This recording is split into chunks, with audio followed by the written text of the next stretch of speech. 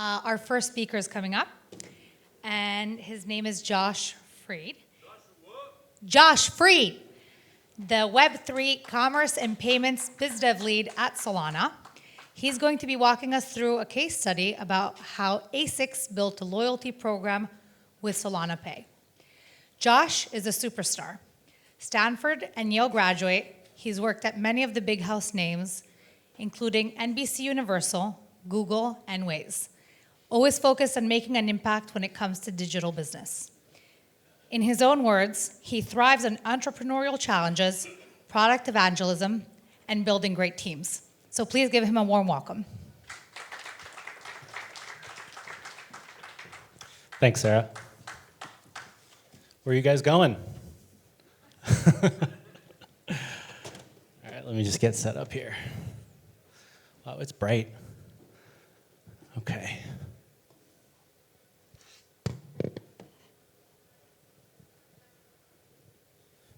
Clicker working? There we go. All right, thanks for having me. Super thrilled to talk to you about this project I've been working on with ASICS, and it's great to be back in Israel. I think 2019 was my last trip. I used to work at Waze, and so I spent a lot of time commuting back and forth from San Francisco, and yeah, it's looking great. Tel Aviv is as beautiful as always. Thanks for hosting us.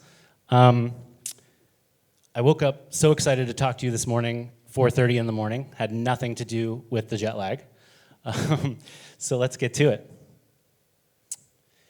I spent about a decade at Google, 5 years in shopping and commerce, 5 years at Waze, and I joined Solana because I was interested in blockchain technology, but not really, not a maxi, not totally bought in.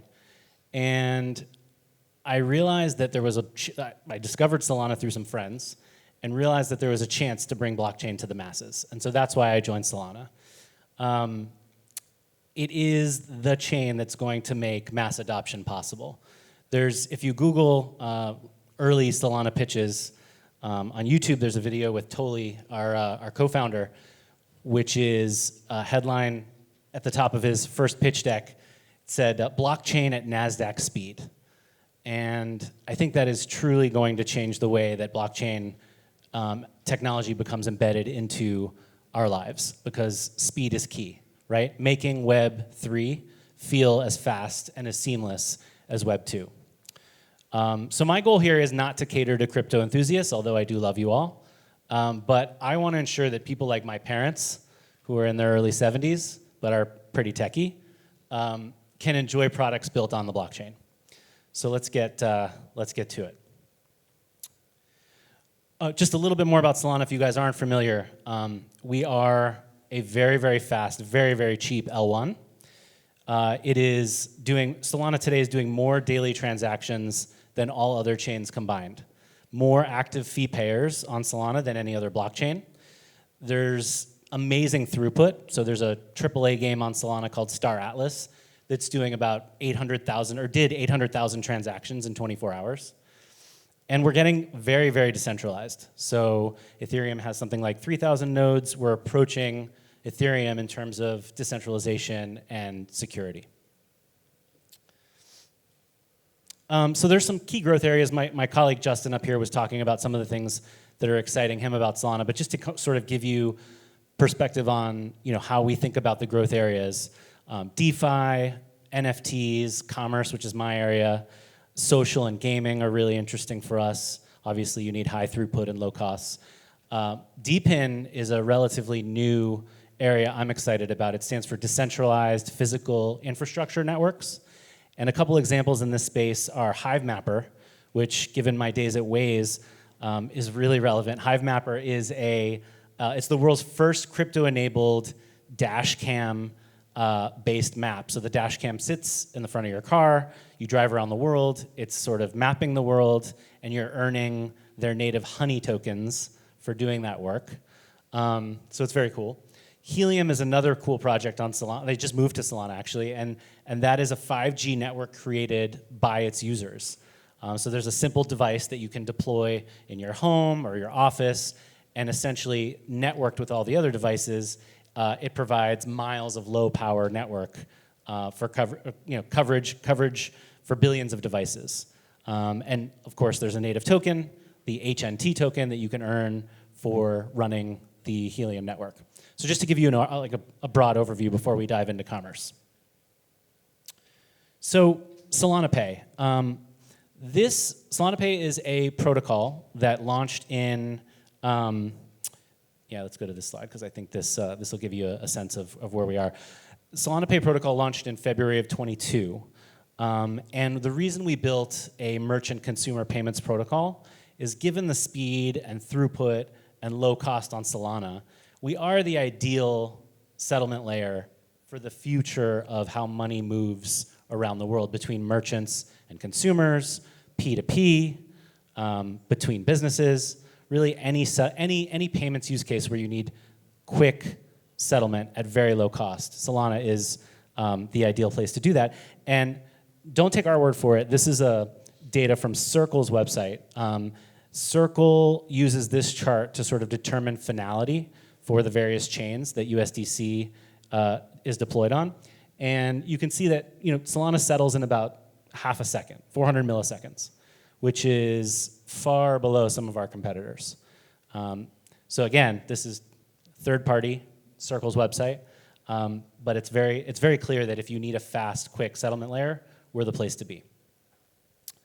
So I'm not an engineer, but the protocol that we built for Solana Pay essentially looks like this.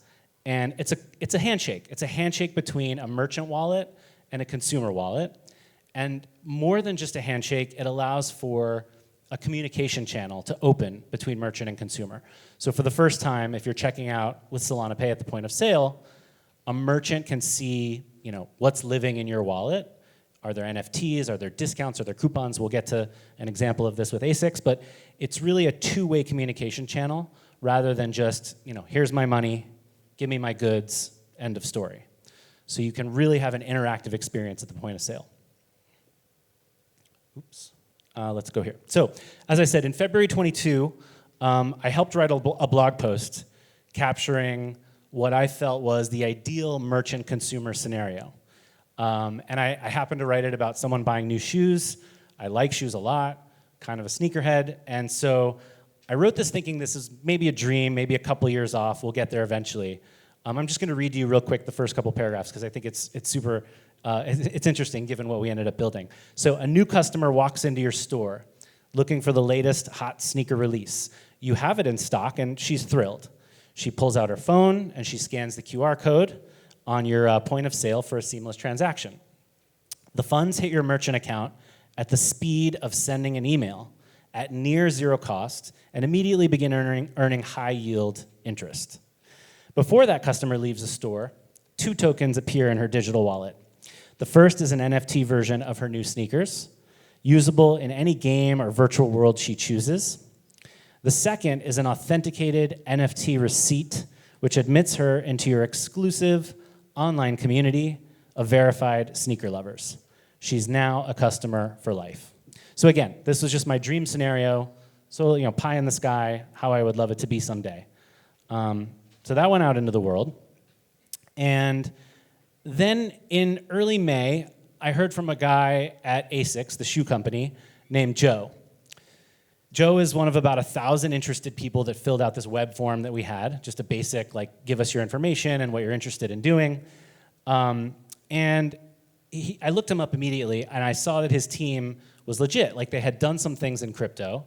They had done a couple of NFT pilots. One was on Ethereum, another one on, I think, Binance. And he was a little disappointed in the scale of these pilots. And they didn't have any real utility. They put some NFT projects out into the world, but they didn't do anything, and they were very small. And they weren't making a real difference in customer lives or relationships. So he read our blog post, and Joe sort of realized, okay, I think I found the right partner to keep experimenting. So we got on the phone, we talked a bit. I loved talking to him. It was clear our visions were aligned. And we bounced some ideas back and forth, and we settled on an idea, and then we began the design cycle for what eventually became this ASICS pilot.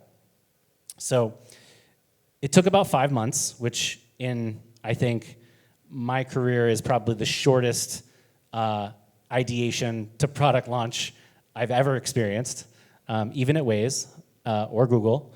This is very, very quick. But we basically launched a new shoe line at our conference, the Solana Breakpoint conference in Lisbon, called the UI Collection. So it was 2 shoes inspired by the Solana blockchain, a dark mode and a light mode. UI, dark mode, light mode, get it? Very cool.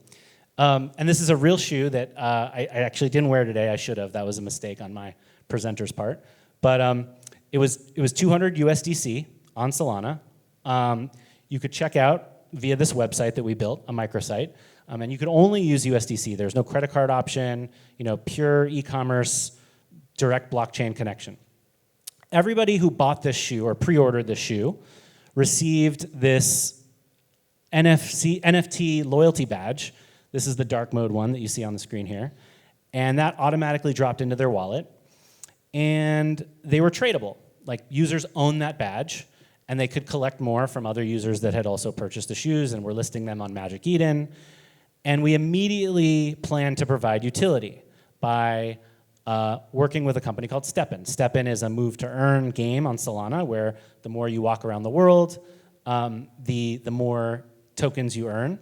And STEPN was inspirational for ASICS because ASICS is all about getting people moving in the real world, very much aligned, and we did an integration that I'm going to show you in a second. But I love the fact here that immediately there was utility. Immediately upon transaction, this NFT got dropped into somebody's wallet, and it was ownable and tradable and collectible, and was going to lead to an airdrop. So about a week after the sale commenced, there were about 1,000 STEPN digital twins, or digital versions of the real shoe, that we airdropped into wallets that were containing the NFT loyalty badge. There was 1 rare, 150 uncommon, and 850 common. And we sold a lot of shoes, so not everybody was getting one of these. You had to collect the badges in order to be eligible, and the more badges you had, the more chance you had at an airdrop. I bought about 4 or 5 shoes, and sadly I did not win the airdrop, so that's how you know it was fair. There was no gaming of this system. So let's see, did I lose? We lost the clicker? Oh, there we go. Yeah, got to get to this slide because this is the results. So this was a smashing success. We had this sale open for 5 days, and they sold about 3,000 units, which resulted in about $600,000 in revenue. I'll talk about countries in a second. The campaign that this generated, media-wise, did about 1 billion impressions worldwide. And there was thousands of these NFT badges minted. There were bonus badges that you could also mint, so that's why there's more badges minted than the 3,000 that we sold. But it was a commercial success. This is very much on par with what ASICS would do on a regular limited edition shoe drop. And their executives were thrilled. In 5 days, to generate this much press and awareness and excitement and make some money, they were completely bought in to do more things in Web3. So Joe was thrilled. And they had an on-chain loyalty program that was initiated right out the box, right? So they had thousands of people who had bought these shoes and had these NFTs in their wallets, and they could then communicate with them, provide more utility, and do more things together in the real world. And on top of all that, ASICS had great relationships, partnerships built with STEPN, with Magic Eden, our exchange, the Circle folks who were doing custody of USDC for them, and other ecosystem partners. Oh, and on top of this, the badges were trading on Magic Eden, generating another about 1,000 SOL in secondary sales volume. So in terms of international reach, this was cool. ASICS is a Japanese company, so clearly they sold a lot of shoes in Japan. But they also at the same time, sold shoes in 62 different countries around the world in a single US digital dollar currency. So this is the first time they had ever done a global pre-order and a global shoe distribution. So basically every country every eligible country open at the same time. And I think I can see Israel in there. So some folks in Israel bought these shoes too. So if you have them out there, come see me in the lobby. I'd love to hear about your running experience. So this really opened up regions and countries that were very hard for ASICS to typically access with traditional e-commerce because of the single currency, right? And issues like tax and shipping, they sort of bundled all those together into one unique price, the 200 USDC. You can't do this without a digital dollar stable coin.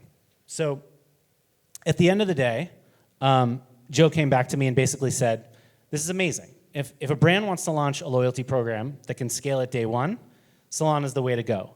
I think most brands, like, they're not going to be, the folks that love most brands in the world are not also going to sort of overlap with the Web3 enthusiasts, the hardcore Web3 enthusiasts. So if you want to do things at scale, you got to be able to do them fast and cheap and easy. And I think Solana is the way to do that. This really demonstrated with one brand how this could be achieved in a very short amount of time. The numbers were there. And we're actually working with ASICS this year on an even bigger execution that's going to revolve around a Web3 game. So they were so inspired by their work with Steppen and the success that we saw with the Solana fan base, combined with their own fan base, that bigger and bigger projects are in the works for later this year. So I'd love to talk more about this. If you have brands in the world that are interested in doing something like this with us on Solana, that's my Twitter and my Telegram and my email address. I will be out in the lobby at our booth for most of the day today, unless I'm in here listening to some great speakers. So yeah, thank you guys. Thanks for listening, and have a great day. Oh, yeah, should I? Yeah. Okay, so nobody's taken questions yet, but I will. And even though I can't see you because it's so bright up here, if you have a question, I can take it. Oh, there we go. House lights, thank you. Shout it out. I'd love to address anybody's questions. Yeah, over there. Wherever you choose to sell, you kind of focus on Magic Eden as a retail platform. Does ASICS sell it directly through its branded site as well? No, so we actually, sorry if that didn't come across clearly. Magic Eden was the only place that you could trade the NFT badges. The actual experience was on a microsite that we co-built with ASICS based on their e-commerce platform. So we used their product pages, we did some designs together, and then we built a microsite. You can still go to it today. It's ui.asics.com.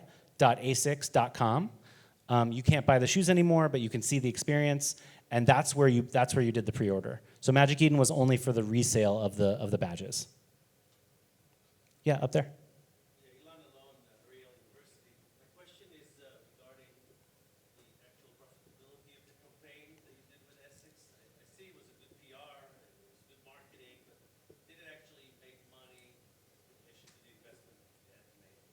Yeah, it's a great question. So I don't know what the wholesale price of the shoes are. ASICS probably doesn't want me here on stage telling you exactly how much it costs to make the shoes. But yes, the short answer is yes, it was profitable. 200 USDC for a shoe that was shipped internationally. In some countries, they were making more than other countries, obviously, because there are tariffs and taxes that they had to deal with. In some places that they didn't have to deal with in other places. So I would venture to say that they probably made a lot more money on a per shoe basis in Japan than they did, shipping to the US or, places in Africa or Latin America. That being said, only 40% of the shoe sales were in Japan. So, it was costly to ship all over the world. But, it's something that they were happy enough with. The numbers were high enough that they would do it again. So I would venture to say, yes, it was profitable. Yes, right here. Will you from anybody? So you did mention that after launching the badges and loyalty program, ASICS continued to follow up on it. Can you care to elaborate what they did and how did they utilize these on the blockchain? Yeah, so you mean after the airdrop with Steppen? Correct. Yeah.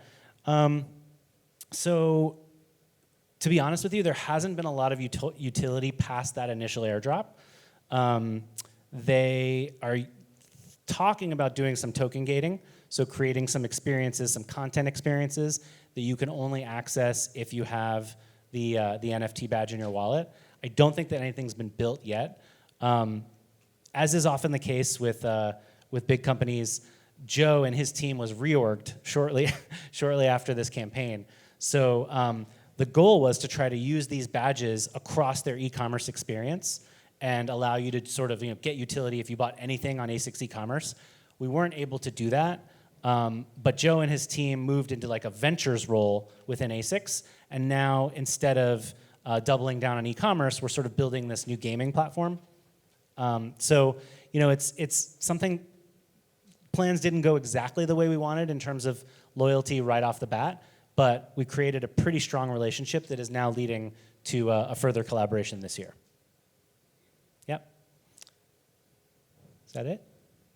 Oh, one more over here. Last one.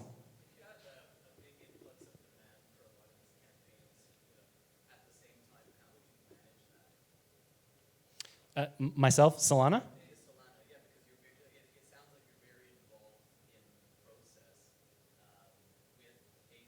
Yeah. Yeah, great question. So how do I scale myself? Yeah. So we're investing in cloning. No, I'm just kidding. So we hope that the ecosystem can pick up a lot of, so our goal is to basically show what's possible, build these proof of concept, sort of lighthouse examples, and then guide the ecosystem of builders, like Anybody's and others, to pick up the slack and run with these partners. So my job as like a commerce business development lead is to show what's possible and then connect the influx of demand to our ecosystem so that people are building great companies on top of Solana. And I think that's the case. I mean, we really didn't have any examples of loyalty programs before this kicked off last year. We've already announced that we're building a loyalty program with Boba Guys, which is a boba chain in the US with about 25 locations. And I hope that more and more brands are seeing this or will see this and will hear about this. That's why we're getting out into the world and talking about it as much as we can in order to funnel this business into our ecosystem partners and companies and make them successful. All right, thank you guys. Have a good one.